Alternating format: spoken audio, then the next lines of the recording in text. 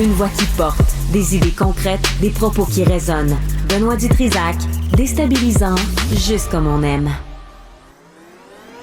La rencontre du Rocher du Trisac. Dans ce cas-ci, est-ce que c'est criminel? Pas en tout.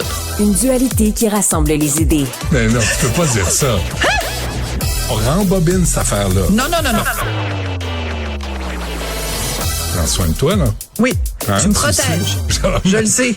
Compte toi-même. La rencontre du Rocher du Trisac. Écoute, Benoît, quand je parle. Sophie, bonjour. Bonjour. Bon, à part ça, comment ça va? Ça, c'est vendeur, là. Ça, les gens sont suspendus à la télé.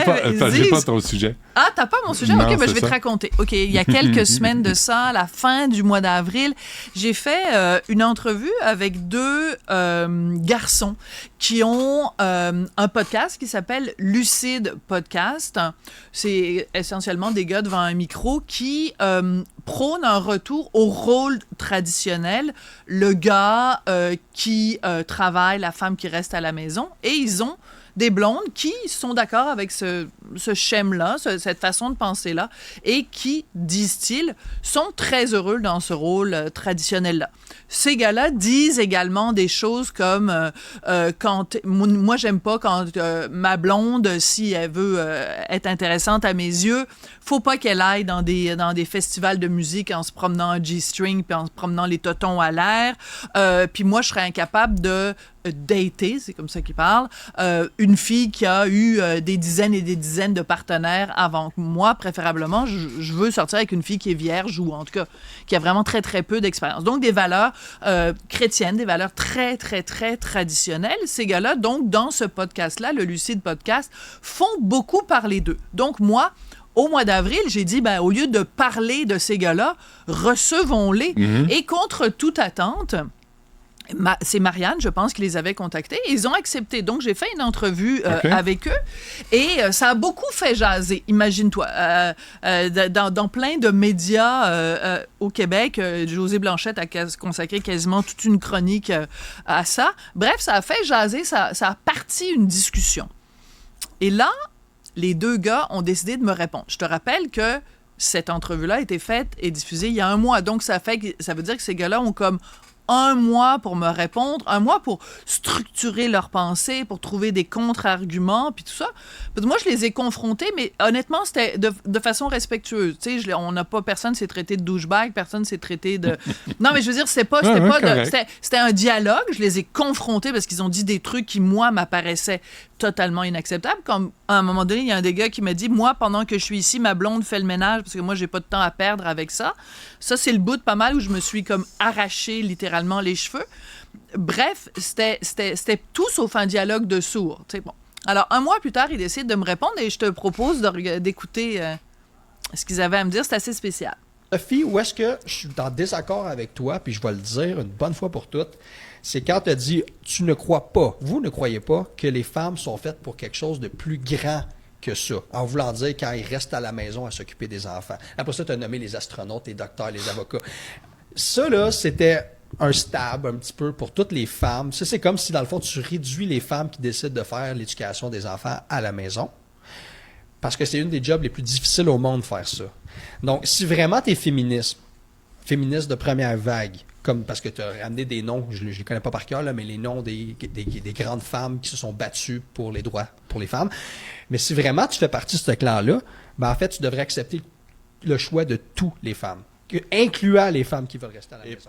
Le choix de toutes les femmes. On notera quand même que toutes les femmes... non, alors, les féministes obscures que j'ai eu le culot de nommer et dont tu ne te souviens pas du nom, Simone de Beauvoir, c'est vrai que c'est vraiment comme un point minuscule dans l'histoire du féminisme occidental ou même dans l'histoire de la littérature ou même dans l'histoire de la civilisation occidentale. Mais je veux juste revenir sur ce point-là, donc, à aucun moment, évidemment, j'ai laissé entendre que quelqu'un qui resterait à la maison pour s'occuper des enfants serait une femme moindre ou de moindre intérêt. Ce que je conteste, c'est quand j'ai des gars qui me disent que le rôle de la femme, c'est de rester à la maison et que ces gars-là sont hyper contrôlants dans leur discours, qui disent, moi, je veux pas que ma blonde s'habille de telle façon, je veux pas que ma blonde se maquille trop, je veux pas que ma blonde se... Imagine si ces gars-là, leur blonde leur disait, moi, j'aime pas ça quand tu portes un T-shirt trop moulant parce qu'on voit trop tes pecs. Moi, j'aime pas ça quand tu portes un pinch de 3 jours parce que ça fait pas propre. Il y a, tu sais, je veux dire, des gars qui sont hyper contrôlants avec les femmes. C'est des nouveaux talibans?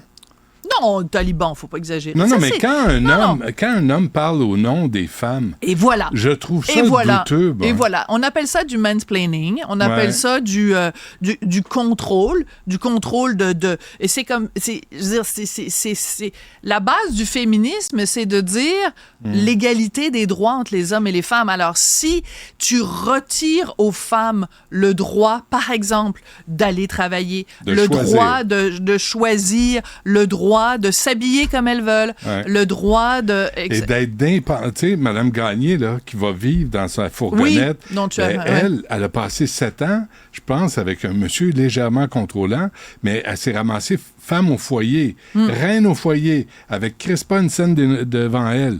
Pas une fait que lui, c'est lui qui va donner de l'argent à madame. Ça je te donne ça. Ça, c'est la meilleure façon. La dépendance financière, c'est la meilleure façon de... Écoute, je te l'ai souvent raconté, cette anecdote-là. Ma mère, elle a élevé 5 enfants. Elle a fait 5 enfants en 8 ans. Et à l'époque, elle n'avait pas de statut. Elle s'appelait, quand il y avait des annonces ou des trucs, quand ils ont annoncé ma naissance, le faire-part disait « Monsieur et Madame Gilles Durocher vous annoncent la naissance de Sophie ». La bonne époque. Très belle époque. On ne reviendra pas là, messieurs. Non. On ne reviendra pas là, non. C'est dommage. Je ne sais pas ce qui s'est passé, mais en tout cas... Soyons lucides, mais pas de cette façon-là. Et s'il y a des gens qui suivent ça, vous pouvez remettre les valeurs en question de ces types. Personnellement, moi, je les remets. C'est pas vrai que mes filles ont moins de droits que les gars. C'est pas vrai, mon espèce de taliban. Merci Sophie, merci Cybèle, Jean-Philippe, Jean-François, Florence, merci à vous, à demain.